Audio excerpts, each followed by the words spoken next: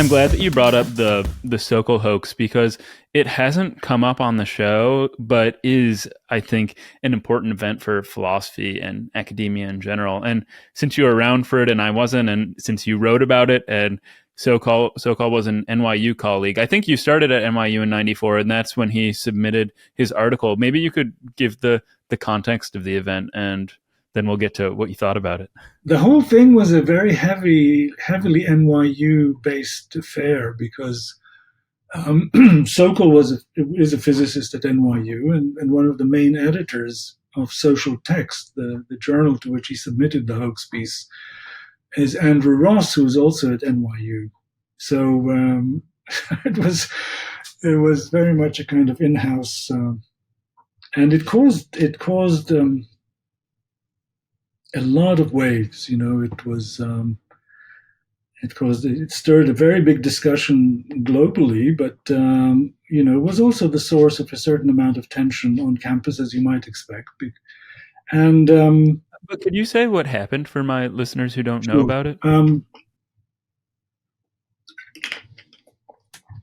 So what happened was that the physicist Alan Sokal wrote an academic hoax piece called "Transgressing the Boundaries Towards Hermeneutics of Quantum Gravity," I think it's called.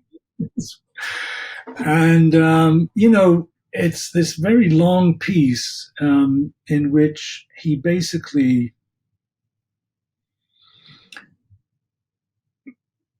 describes fundamental physical theory often in ways that are factually just wrong, and then draws very sexy philosophical conclusions that would be a stretch even if the premises were true, but were designed to flatter the kind of generally leftist, and by the way, Sokal himself thinks of himself as a leftist,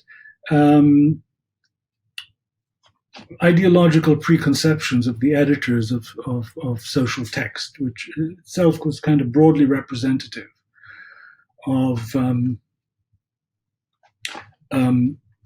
this kind of constructivist critique of science that you get in many parts of the humanities.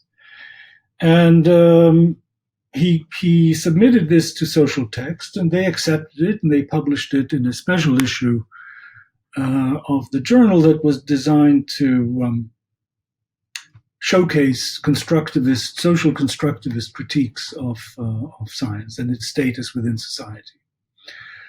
And he then revealed the hoax, and what happened was that a huge discussion ensued, as I say, international discussion, about whether this showed anything of importance, and if so, what. The fact that such a thoroughly confused but cleverly disguised, incompetent piece that could only have been seen as parodic if you knew what it was saying, could have been accepted for publication in what counts as one of the premier journals in sort of broadly social constructivist critique of science.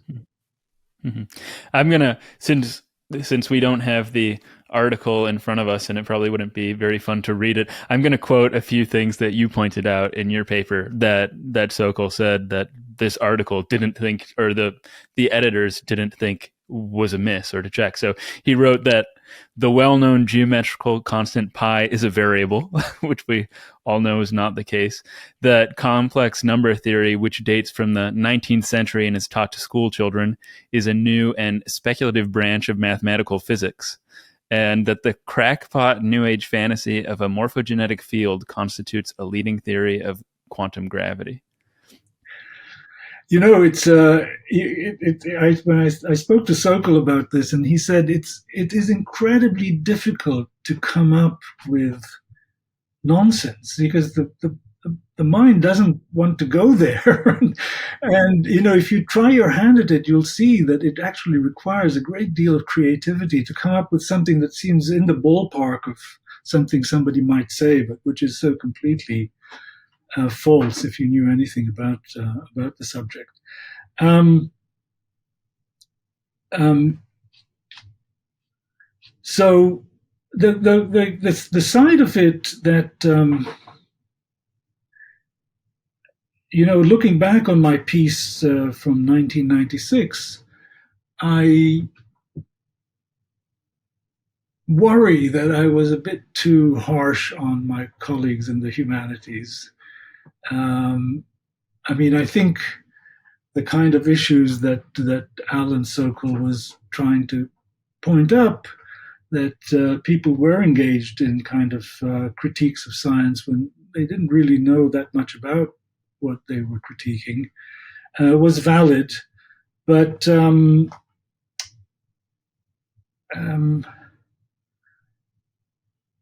it's also important that philosophy not become too alienated from the rest of the humanities and social sciences.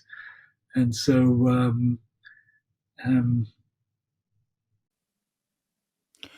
when you say that, are you referring to analytic philosophy? Because I think continental philosophy, and you might find the distinction a little bit outdated, but I still think of continental philosophy as quite close to the humanities. it is. And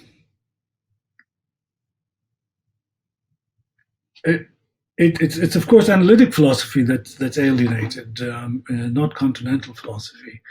But nevertheless, the thing is that most departments of philosophy in the United States and in the English-speaking world in general, and to an increasing extent in Europe, are analytic philosophy departments, and it is important for them not to be too alienated from the rest of the humanities. One thing, though, before we move on, that I think is a very positive development is that even if philosophy, analytic philosophy, is in some ways maybe becoming alienated from the humanities, it is becoming much more accepted or recognized in the mainstream. So philosophers like your colleague David Chalmers or Dan Dennett at Tufts are now recognized very widely in the public sphere and adding a lot of rationality to otherwise irrational or specious discussions of issues like physics. Well, not them so much physics, but consciousness in this case. Indeed, I think we have analytic philosophy in general has been moving in the direction of becoming more of a public presence, which I always thought was an extremely important thing for it to do, because I was aware just of how brilliant some of the people are who go into this field and how little of their work is known outside the narrow circles. And so that was part of the reason why I wrote that piece on the Sokal Hoax 27 years ago. It was, to try to clarify for people the distinction between some of the work done in analytic philosophy and some of this looser work associated with the broader humanities and social sciences.